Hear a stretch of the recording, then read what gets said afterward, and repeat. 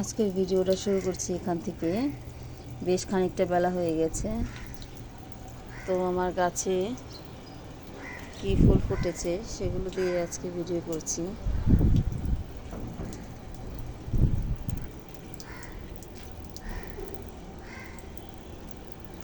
দেখতেই পাচ্ছেন টাঙ্কি ভরে গেছে, ছাদের কি হাল হয়েছে।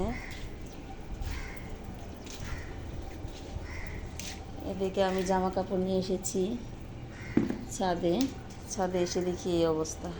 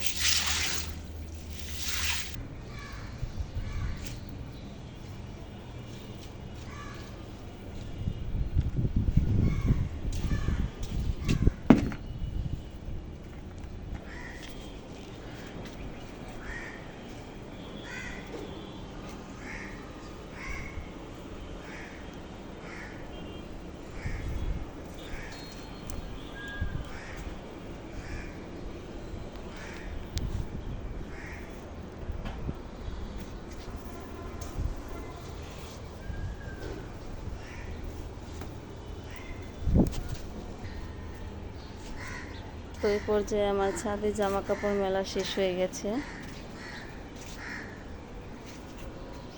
আমি এখন রান্নাঘরের দিকে চলে যাচ্ছি।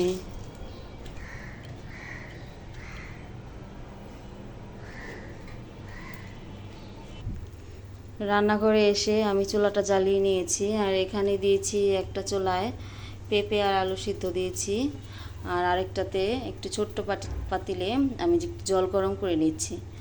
এটা আমি মধু দিয়ে আর গরম জল দিয়ে মিলিয়ে বিস্কুট খাবো, যেহেতু বেলা হয়ে গেছে।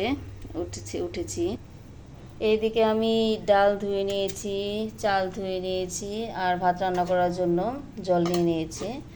তো এখন আমি রান্না বান্না করব, সাথে থাকুন। এ পর্যায়ে গরম জলটা আমি নামিয়ে নিব।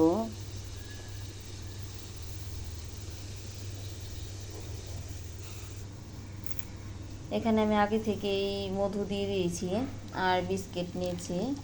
এখন গরম জল দিয়ে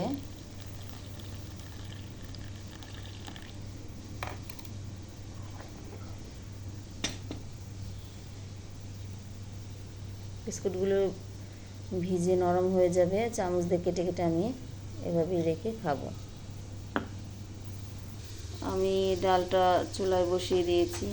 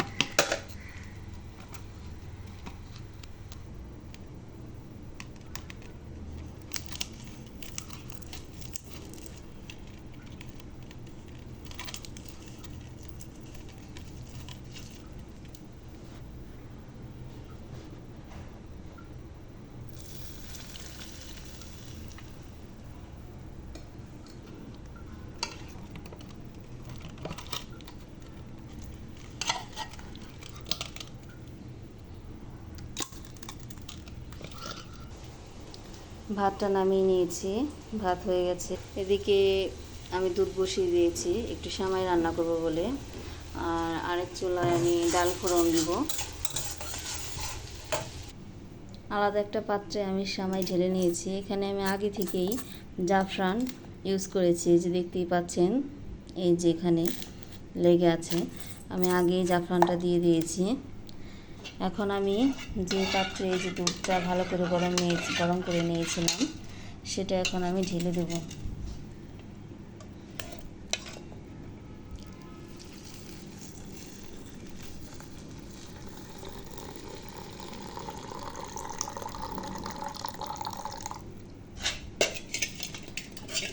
এবার একটু নেড়ে চেড়ে দেব। এখন দেখা যাচ্ছে এটা পাতলা, কিন্তু দুধের সেমাইটা যখন ভিজবে তখন আর এরকম পাতলা থাকবে না। তো এর জন্য আমার অনেকক্ষণ অপেক্ষা করতে হবে, কারণ সেমাইটা ভিজার জন্য আমার সময় দিতে হবে। তো আমার রান্নাবান্না শেষ হয়ে গেছে, সকালে রান্নাবান্না শেষ। আমি এখানে ভাত, ভর্তা আর ডাল রান্না করেছি। আজকে অনেক দেরিতে উঠেছি, তাই বেশি কিছু রান্না করতে পারিনি। তো দুপুরে রান্না করার সময় আবার হয়ে যাবে। তো আজকের মতো এখানেই বিদায় নিচ্ছি।